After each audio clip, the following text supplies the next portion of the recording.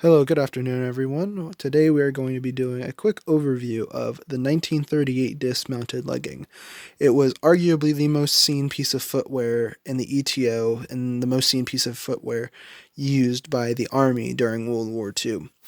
Almost every personnel had to use them at some point in their service, and they're a pain in the butt, but it helps to know a little bit of history about them. So let's get into taking a closer look at these and then going into the history of the 1938 dismounted legging. So as we can see here, I have some reference photos just to show you how these would look. These are the 1938 dismounted leggings as they would be seen on your average GI in the ETO and African theater. I also have here an original copy of Army Life, printed 10th of August 1944, with a really good illustration showing a basic uniform with your leggings on. So, when it comes to the actual history of these things, the simple fact of the matter is that the Army has had leg wraps as some sort of leg wrap or covering as far back as the Revolutionary War, with units in the Civil War being issued ones made of canvas and leather buckles and, just different things. And of course, during World War I, we had swapped over from our leggings that we had and used puttees, which were a European thing used in the trenches, which showed to be more effective than gaiters. And then post-war, we had the 1910 leggings still, which were essentially the same concept as these, but it was kind of more of a tube with just three eyelets that laced together. And then it wasn't until 1928 when we had come out, 1938, my apologies, that we had come out with the 1938 dismounted legging, which is essentially what this is here in front of you. This is my near mint pair that I use for dress occasions and whenever I want to look dandy. This is your typical one. It consists of three parts of canvas sewn together with one side having eyelets all the way up and then one side having hooks all the way up and then two eyelets at the top to lace them off. On the inside, you would have your typical material telling you the manufacturing, the size. A lot of times you'll have numbers from the guy who owned it. Then at the bottom, you have your little buckle system with a strap with a metal tip to secure it to the bottom of your boot, as illustrated here with my service shoe.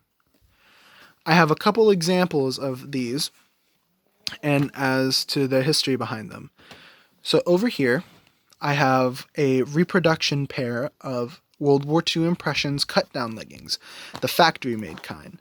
So during the war, a lot of soldiers had issues with the tall, kind of cumbersome nature of the dismounted legging. And so what they had done in the field was something similar to this. This is a pair of at-the-front leggings that I had cut down for a friend of mine. And there's plenty of original photos out there. I believe it's the 90th IDPG. They have a really good website and an article about the 1938 dismounted legging that I highly recommend, and I will leave a link in the description down below. So as you can see here, it quite literally is just a legging cut down. And so to make it look more fancy, some producers of leggings during the war had actually gone in and cut down the ones that they had made and then put a nice binding at the top. Now these, if you're wondering why they look a little greasy, is because I had waxed them, or CC2'd, as some reenactors will like to call it, because during the invasions and early on in the Normandy campaign, a lot of soldiers had CC2'd their leggings, their HBTs, and put it over their wools in order to help with gas attacks, similar to what the airborne did with their jumpsuits. So those are the two variations of cut downs, and both are acceptable. But as always, when it comes to these individual things, less is more in units. If one guy has a pair of these, maybe three other guys should have normal ones. And then here's an interesting example I have of a pair of seemingly transitional ones, proving that people who always are like, oh, that khaki isn't the same, that it is wartime. See, oh, here we are. This is better. Leggings Canvas Dismounted M1938. As you can see, this was made in the 20th of November 1942. And this is going to show that during the war, not every soldier had the exact perfect pair of khaki leggings as I do have with these size 2R.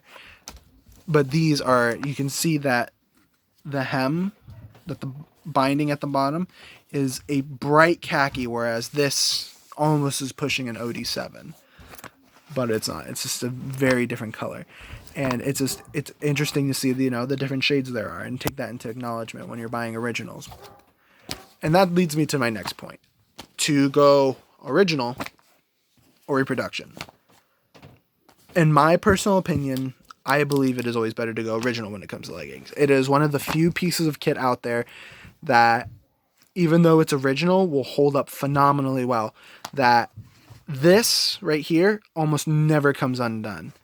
The only thing I would ever recommend when it comes to original leggings, get reproduction laces. At the Front sells them for like $5 a pair. Highly recommend it because nothing is worse than when you're out in the field lacing up your leggings and you hear a pop right as you're about to go out for the day.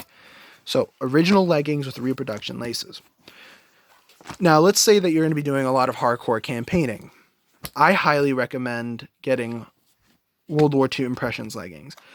Now, the unfortunate matter of the fact when it comes to leggings is the fact that nobody has their hardware down.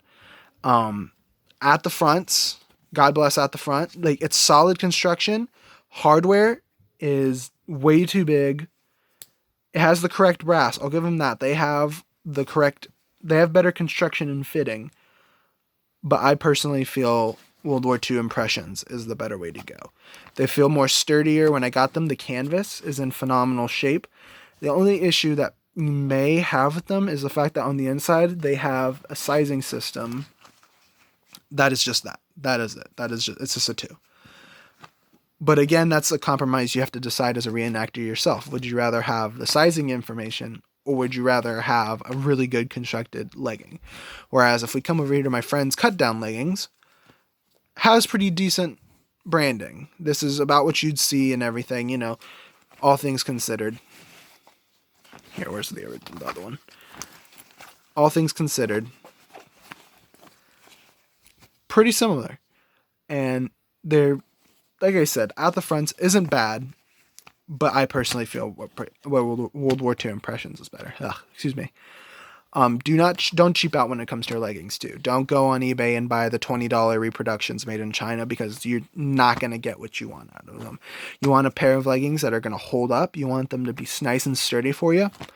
That will carry yourself all the way to victory. Now, back up here, I have a pair of SM Wholesale boots, which I'm going to be doing a review here on, with my other pair to the size 2 legging, excuse me. And this is how your average soldier would wear it. You would have it laced up. You could have different modifications. You could go looped around if you want to look different, or if you want it to be a little bit more flexible. And yeah, it usually stops around the second or third eyelet here. And then you just have it lace it all the way up to the top. And then you would have your pant leg tucked in. Now, I feel a lot of reenactors going into it. Oh, excuse me. There we are. Had a little bit of focusing issue. Try to go into it and try to stuff the whole pant in. That simply will not happen. Whenever you look at a lot of original photos, it looks almost like they have a mushroom growing off the side of their leg because of how much pant leg they have hanging out. You really only need about 4 to 6 inches, that much with a pant. It should not be going all the way down here. If not, you won't be able to lace them shut. And it's just better. And it also looks better, personally, in my opinion, because that's what it looked like in originals. And in original photos, it always conforms to their leg perfectly. Here's what it looks like on the other side. Nothing fancy, but now, of course, this style of footwear lasted until the end of the war. You see guys with 43s wearing them, and in late 44 and early 45. You see that, like I said, you see it all the way to the end of the war. You saw them with everybody from some specialized airborne units such as Pathfinders. You saw them with the Rangers. You saw them with the regular Joe infantry. and they carried our GIs all the way from Africa to Berlin. So really solid. Really enjoy these. There are alternatives such as your double buckles and your jump boots, but not everybody had those, and they were not seen throughout the entire war. Whereas with these, you're almost always safe to go, unless per se you're doing, Rangers really late war or airborne troops. Airborne troops such as, the what's it called, 506 did not get these because they were afraid that they would snag. But you can never go wrong with a pair of Type 2s and leggings. So I hope I was able to give you a couple bits of information here that can help you with your reenacting journey when it comes to your leggings. Always remember, get the right size. It's okay to buy a couple times because these are always going to sell. People always need leggings. And I recommend having a nice pair and then a pair you're okay with messing up, which is what I've done with my size 2 leggings and my reproductions. So, thank you. Have a good day.